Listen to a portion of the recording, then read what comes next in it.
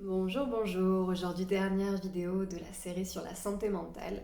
On s'intéresse à l'apprentissage continu.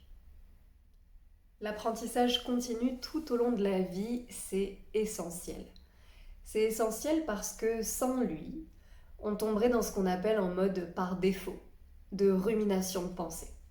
La rumination, elle est surtout connotée dépression, épisode dépressif, anxiété par exemple, donc cette idée de ruminer des mauvaises pensées, une dévaluation de son estime, des idées noires, voilà, quelque chose d'assez répétitif finalement. Eh bien, quand on n'apprend pas de nouvelles choses, le cerveau, il tourne un peu en rond. C'est cette image que j'ai en tête, l'idée qu'on n'évolue pas finalement. Et l'adage de tout ce qu'on n'utilise pas se perd prend son sens ici. Si on n'utilise pas ces milliards de neurones et cette capacité extraordinaire d'apprentissage, de mémorisation, de cognition, de juste mise en action de notre potentialité, de notre cerveau, eh bien on le perd. Et c'est ok, c'est un choix de vie. Pour autant, d'études scientifiques montrent le lien entre ce peu d'apprentissage au cours de la vie et certaines maladies dégénératives comme Alzheimer, par exemple. Donc l'idée d'apprendre au quotidien, tout au long de sa vie, ça va permettre d'éviter ou en tout cas de ralentir ce processus qui est naturel en soi, de progressivement perdre nos capacités cognitives, un peu comme nos capacités motrices aussi.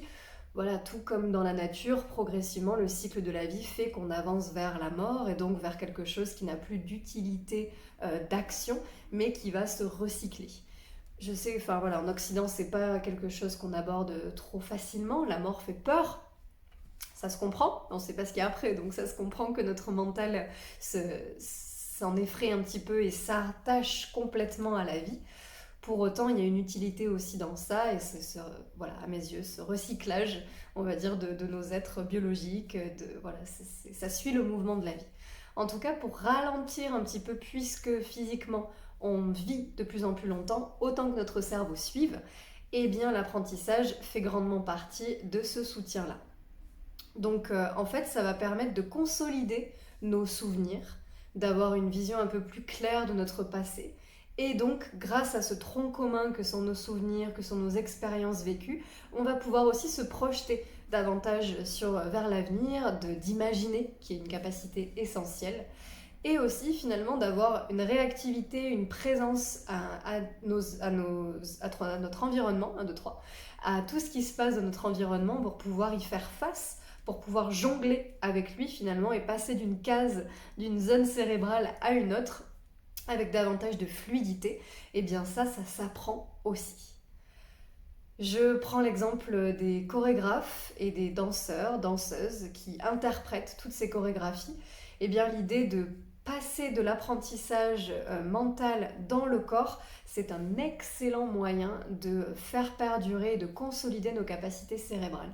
Donc moi de temps en temps, je crée des chorégraphies et je crée aussi des séquences de toute façon pour les cours de yoga et j'apprends à vraiment les mémoriser, à stimuler en fait mon cerveau. Cette stimulation cognitive, elle est primordiale pour le bien-être de notre cerveau.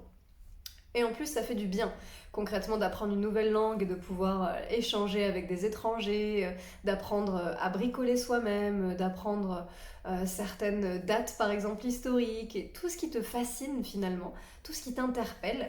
Lire des nouveaux articles sur plein de choses différentes pour élargir ton paysage cérébral, ton paysage intérieur, consolider des nouveaux apprentissages, ça permet concrètement de prendre soin de notre santé mentale.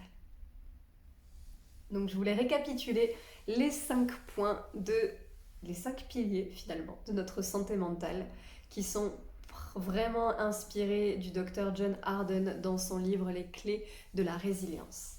Donc le premier qu'on a vu ensemble dans la première vidéo il y a 5 jours maintenant. Donc cette idée de la médecine sociale. Donc cette idée de la médecine sociale, du lien social, la relation interpersonnelle comme pilier de la santé mentale. Ensuite, le mouvement, l'activité physique, mettre en action toute cette énergie vitale pour éviter qu'elle ne se retourne contre nous finalement et pour permettre de vraiment se sentir plus apaisé et serein, sereine dans son mental. Puis la nourriture. Comment apporter les bons minéraux, les bons éléments, les bons carburants à notre physiologie, à notre biologie pour que progressivement, en suivant le processus naturel, soient créés tous les bons éléments au niveau de notre cerveau pour qu'on soit en pleine santé mentale. Donc lien social, activité physique, alimentation, le sommeil, pour qu'après toutes ces belles choses accomplies dans la journée, on puisse enfin se reposer, se régénérer, aller rencontrer peut-être une source spirituelle universelle selon les croyances, en tout cas, poser tout ça. Et ça facilite d'ailleurs le 5e pilier qui est l'apprentissage continu. Donc stimuler cognitivement, intellectuellement, mais aussi un apprentissage corporel, apprendre en tout cas, s'intéresser, développer, utiliser ce potentiel incroyable de notre cerveau au quotidien. Voilà, merci à toi d'avoir regardé cette série. Pense à partager, à t'abonner et à me dire ce que tu en as pensé, ce que tu as pu apprendre ou ce que tu aurais envie d'ajouter et de partager avec la communauté YouTube. Merci à toi et à très vite pour une prochaine vidéo.